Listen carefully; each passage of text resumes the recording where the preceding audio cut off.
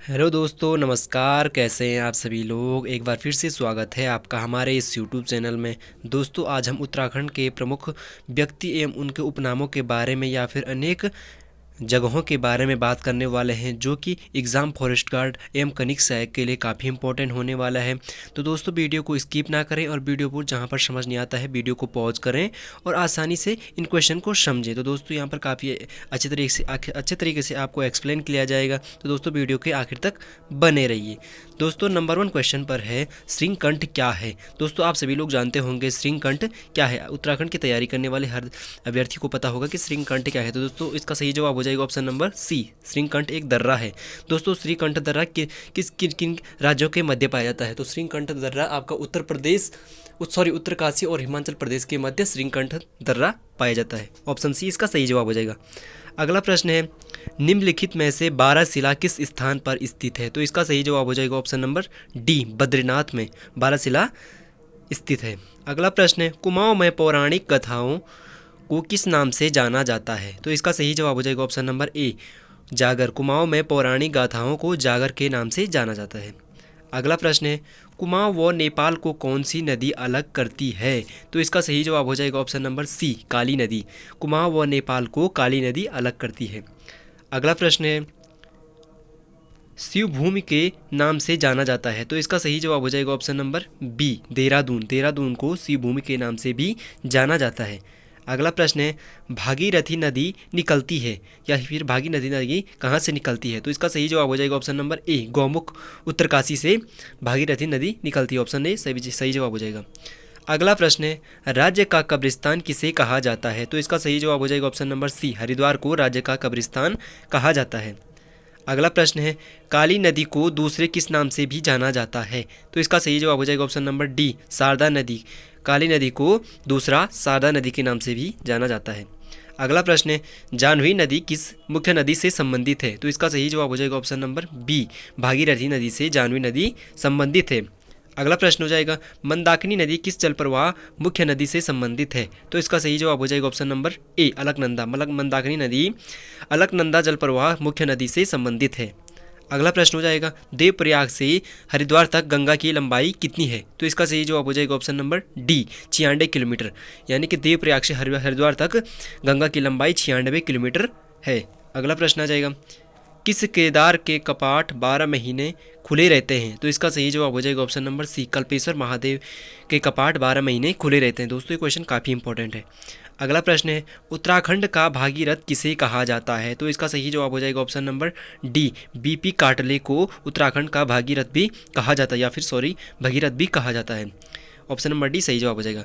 अगला प्रश्न है, पहाड़ का अम्बेडकर किसे कहा जाता है। तो इसका सही जवाब हो जाएगा ऑप्शन नंबर ए, मुंशी हरिप्रसाद को पहाड़ का अम्बेडकर भी कहा जाता है। अगला प्रश्न है, राज्य में दुग्ध एवं दुग्ध उत्पादों को किस ब्रांड नेम से जाना जाता है या फिर किस ब्रांड नेम से बेचा जाता है। तो इसका सही जवाब हो जाएगा ऑप्शन नंबर बी, आंचल नाम से दुग्ध उत्पादों को बेचा जाता है। अगला प्रश्न है, हर्षदेव औली को विभीषण किसने कहा था। तो इसका सही जवाब हो जाएगा option number B, Rahul Sankrityayan ने हर्षदेव औली को विभीषण भी कहा है। दोस्तों, आप जानते हैं राहुल साकृत्यायन को घुमंतु के नाम से जाना जाता है। ये जगह जगह घूमने वाले व्यक्ति हैं। अगला प्रश्न है, उत्तराखंड राज्य में फल संरक्षण केंद्र कहाँ स्थित है। तो इसका सही जवाब हो जाएगा ऑप्शन नंबर सी, नैनीताल में उत्तराखंड राज्य का फल संरक्षण केंद्र भी स्थित है। ऑप्शन सी सही जवाब हो जाएगा। अगला प्रश्न है, सल्ट का गांधी किसे कहा जाता है। तो इसका सही जवाब हो जाएगा option number C, Hargovind Pant को सल्ट का गांधी भी कहा जाता है। अगला प्रश्न है, फादर ऑफ जौनसार भाबर के नाम से विख्यात है। तो इसका सही जवाब हो जाएगा ऑप्शन नंबर बी, भाव सिंह चौहान फादर ऑफ जौनसार भाबर के नाम से विख्यात है। अगला प्रश्न है, गढ़वाल का शिवाजी किसे कहा जाता है। तो इसका सही जवाब हो जाएगा ऑप्शन नंबर ए, फतेह शाह को गढ़वाल का शिवाजी कहा जाता है। अगला प्रश्न है, कुमाऊं की राजनीतिक का कौटिल्य किसे कहा जाता है। तो इसका सही जवाब हो जाएगा option number C, Harshdev Joshi को कुमाऊं का राजनीति का कौटिल्य भी कहा जाता है। अगला प्रश्न है, भारत का प्रथम एकमात्र कृषि विश्वविद्यालय कौन है या फिर कहाँ है। तो इसका सही जवाब हो जाएगा option number B, Pantnagar Pithoragarh में भारत का प्रथम एकमात्र कृषि विश्वविद्यालय स्थित है। दोस्तों, क्वेश्चन भी काफ़ी इंपॉर्टेंट है। अगला प्रश्न है, बद्रीनाथ का शीतकालीन पूजा होती है? तो इसका सही जवाब हो जाएगा ऑप्शन नंबर बी, जोशीमठ में। जोशीमठ में बद्रीनाथ की शीतकालीन पूजा की जाती है, जो चमोली जिले में स्थित है। अगला प्रश्न है, उत्तराखंड का वेद व्यास किसे कहा जाता है? अगला प्रश्न है, उत्तराखंड का वेद व्यास किसे कहा जाता है? ऑप्शन ए इसका सही जवाब हो जाएगा यशोधर मणिपाल को उत्तराखंड का वेद व्यास भी कहा जाता है। अगला प्रश्न है, उत्तराखंड के किस जनपद का चावल विश्व प्रसिद्ध है? तो इसका सही जवाब हो जाएगा option number C, Dehradun Uttarakhand का जनपद चावल की दृष्टि से अति महत्वपूर्ण प्रसिद्ध है। अगला प्रश्न है, किस पंवार शासक की तुलना मोहम्मद बिन तुगलक से की जाती है? तो इसका सही जवाब हो जाएगा option number B, Shyam Shah को श्याम शाह पंवार वंश का एक ऐसा शासक है जिसकी तुलना मोहम्मद बिन तुगलक से की जाती है। ऑप्शन बी सही हो जाएगा। अगला प्रश्न है, कौन सा त्यौहार महासु देवता का त्यौहार है जो कि महासु देवता के स्नान के अवसर पर भाद्र मास में मनाया जाता है? तो इसका सही जवाब हो जाएगा option number B, Jagda. Jagda त्यौहार महासु देवता का एक त्यौहार है जो कि महासु देवता के स्थान के अवसर पर भाद्र मास में मनाया जाता है, जो अनुसार का एक प्रसिद्ध त्यौहार है। अगला प्रश्न हो जाएगा, गौरा देवी को वृक्ष मित्र पुरस्कार कब प्राप्त हुआ था? तो इसका सही जवाब हो जाएगा ऑप्शन नंबर बी, यानी कि 1986 ईस्वी में गौरा देवी को विश्वमित्र पुरस्कार से सम्मानित किया गया था। दोस्तों आप सभी लोग जानते होंगे गौरा देवी हमारे वृक्षारोपण से संबंधित है या फिर पेड़ कटाव से संबंधित है। अगला प्रश्न है, जो कि आपका जोशीमठ जिले से बिलोंग करती थी, यानी कि गोपेश्वर में जिन्होंने आंदोलन किया था। अगला प्रश्न आ जाएगा आपके पास, उत्तराखंड सरकार ने खेल नीति की घोषणा किस वर्ष की थी? तो इसका सही जवाब हो जाएगा ऑप्शन नंबर ए, 2006 में उत्तराखंड सरकार ने खेल नीति की घोषणा शुरू की थी। अगला प्रश्न आ जाएगा आपके पास, राज्य के बास्केट बॉल का खिलाड़ी हरिदत्त कापड़ी किस जनपद से बिलोंग करते हैं? तो इसका सही जवाब हो जाएगा ऑप्शन नंबर सी, पिथौरागढ़ से। राज्य के बास्केट बॉल के खिलाड़ी हरिदत्त कापड़ी पिथौरागढ़ जनपद से निवासी रहते हैं या फिर उन पिथौरागढ़ जनपद से बिलोंग करते हैं। अगला प्रश्न आ जाएगा, मत्स्य नीति को लागू करने वाला देश का पहला राज्य कौन सा है? तो इसका सही जवाब हो जाएगा ऑप्शन नंबर ए, उत्तराखंड। मत्स्य नीति लागू करने वाला उत्तराखंड का देश का एकमात्र एक ऐसा राज्य है जो मत्स्य नीति लागू कर चुका है। ये कौन है? उत्तराखंड राज्य है। अगला ऑप्शन ए सही जवाब हो जाएगा। अगला प्रश्न है, राज्य में अतिहिमीकृत वीर्य उत्पादन केंद्र कहाँ स्थापित है या फिर कहाँ इसकी स्थापना की गई है? तो इसका सही जवाब हो जाएगा ऑप्शन नंबर ए, श्यामपुर। राज्य में अतिहिमकृत वीर्य उत्पादन केंद्र श्यामपुर में इसकी स्थापना की गई। ऑप्शन ए सही जवाब हो जाएगा।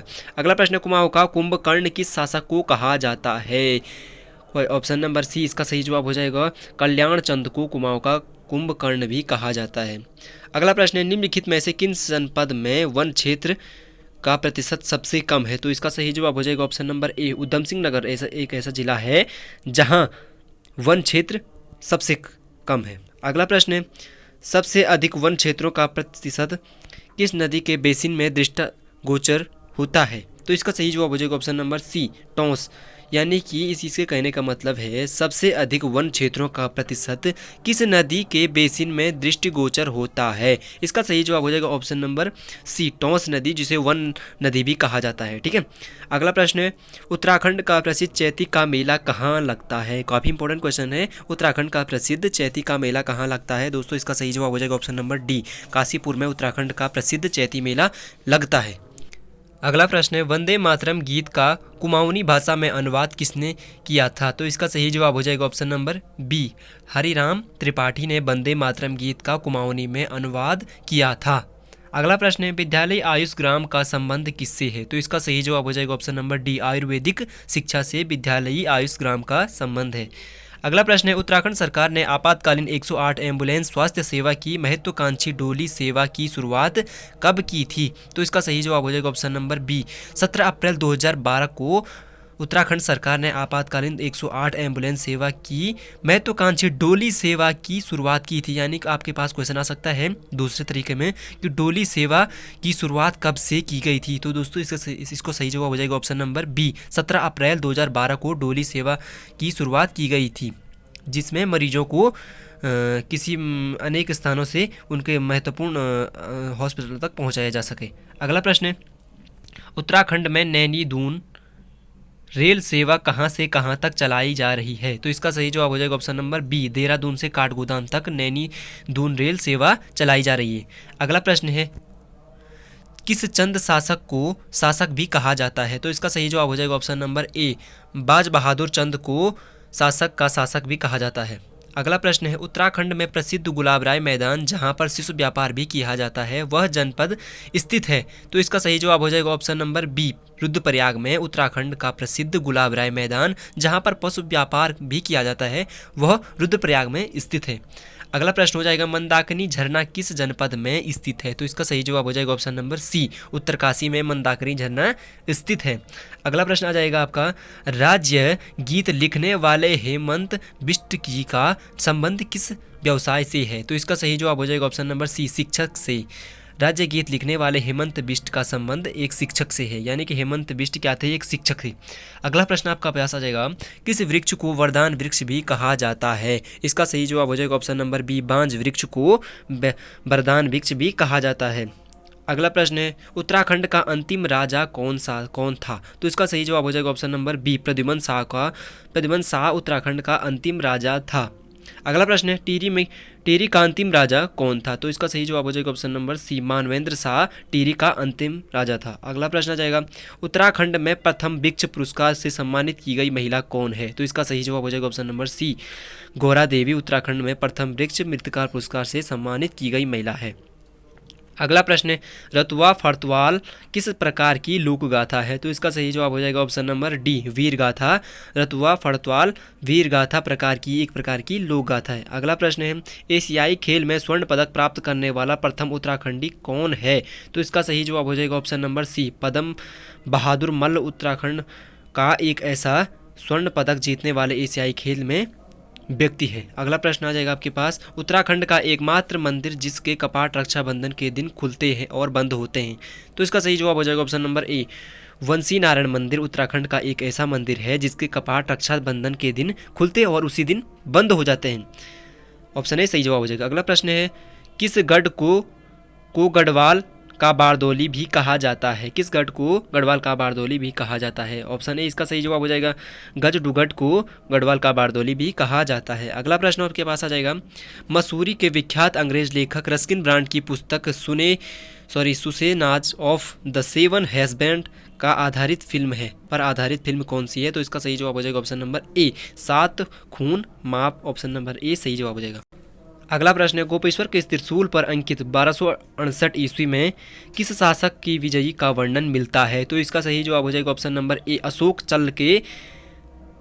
चल। गोपेश्वर के त्रिशूल पर अंकित 1268 ईस्वी में अशोक चल शासक की विजयों का वर्णन मिलता है। अगला प्रश्न आ जाएगा आपका, उत्तराखंड राज्य प्राकृतिक संपदा हेतु संपन्न माना जाता है वह संपदा है। इसका सही जवाब हो जाएगा ऑप्शन नंबर बी, वन संपदा है। अगला प्रश्न आ जाएगा, उत्तर प्रदेश में गंगा नदी किस जिले में प्रवेश करती है। तो इसका सही जवाब हो जाएगा ऑप्शन नंबर सी, बिजनौर में। उत्तर प्रदेश में गंगा नदी बिजनौर जिले में प्रवेश करती है। अगला प्रश्न है, उत्तराखंड के प्रथम अशोक चक्र प्राप्तकर्ता व्यक्ति कौन है। तो इसका सही जवाब हो जाएगा option number A, Bhawani Dutt Joshi Uttarakhand के प्रथम अशोक चक्र प्राप्त करने वाला व्यक्ति है। अगला प्रश्न आपके पास आ जाएगा, अभिनव बारामिहिर की उपाधि किसे दी गई थी। तो इसका सही जवाब हो जाएगा ऑप्शन नंबर ए, मुकुंद राम बर्तवाल को अभिनव बारामिहिर की उपाधि प्रदान की गई थी। अगला प्रश्न आ जाएगा, राज्य योजना आयोग का गठन कब हुआ था। तो इसका सही जवाब हो जाएगा ऑप्शन नंबर ए, 21 मार्च 2001 को राज्य योजना आयोग का गठन किया गया था।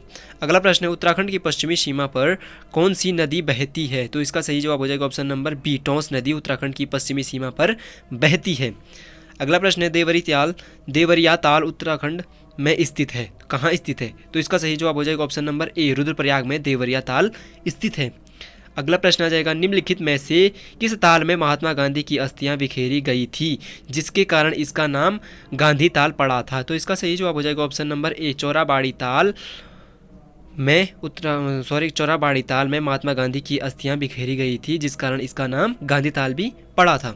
अगला प्रश्न है, निम्नलिखित में से किस ताल की गहराई सबसे अधिक है। तो इसका सही जवाब हो जाएगा ऑप्शन नंबर ए, सहस्त्र ताल की गहराई निम्नलिखित में से सबसे अधिक है। अगला प्रश्न है, रूपकुंड झील किस जिले में स्थित है।